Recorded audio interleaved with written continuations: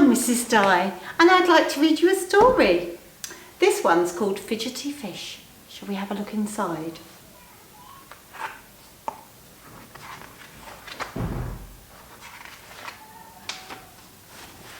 Now, Tiddler was always fidgeting.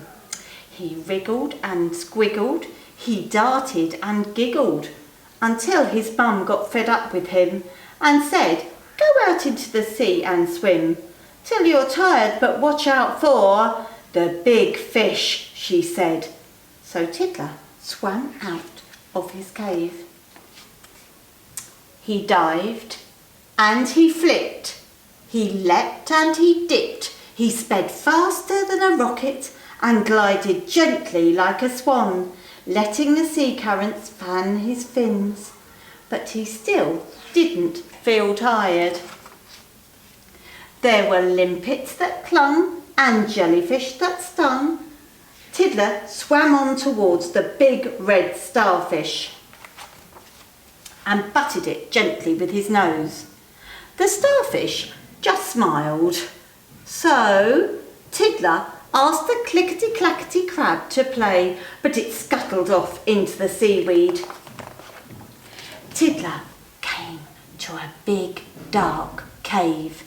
It looked much more exciting than his cave back home, and Tiddler swam in. Snap! Tiddler was trapped inside the big fish. He trembled and shivered, and he shook and he quivered, until the big fish's tummy began to feel very funny indeed. It rumbled and grumbled, it turned and it tumbled, it fluttered and groaned and mumbled and moaned, and suddenly the big fish did an enormous burp.